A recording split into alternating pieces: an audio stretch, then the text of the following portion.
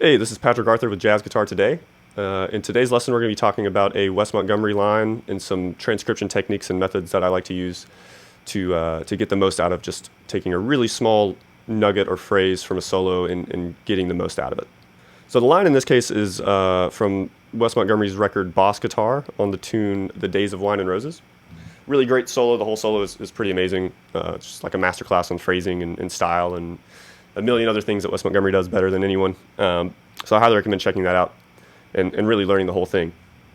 But today, just for the sake of this video, we're going to be looking at what he plays over the G minor 7 chord in that first chorus. Because it's really not very complicated what he's doing, but it's a good way to kind of get started here. I'll play the line and then we'll kind of dive in. So the line goes like this.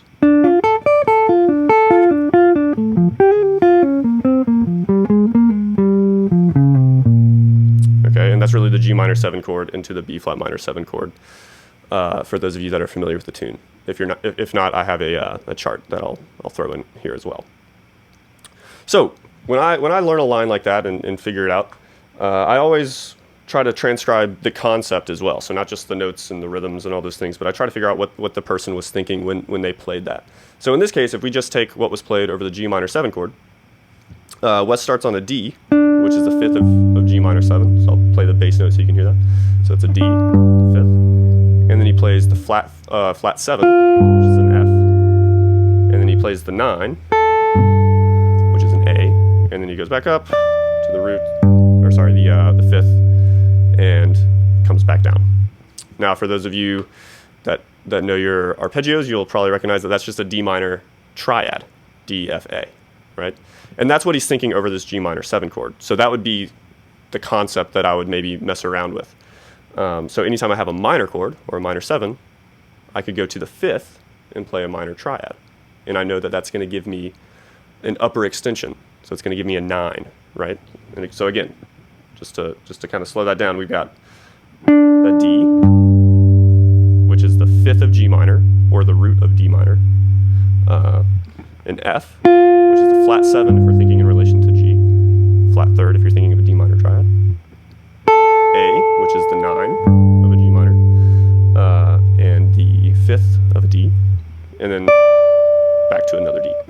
So that would be something, anytime I have a G minor 7 chord or any minor chord, again, you can start on the 5th note of that chord and play a minor triad, and that's going to give you the 5th, flat 7, and the 9, which is a really nice color tone. Wes really plays a lot of 9s. The more, as you listen to him, you'll hear him really play that note a lot to get a nice color on a minor 7 chord or a major or whatever.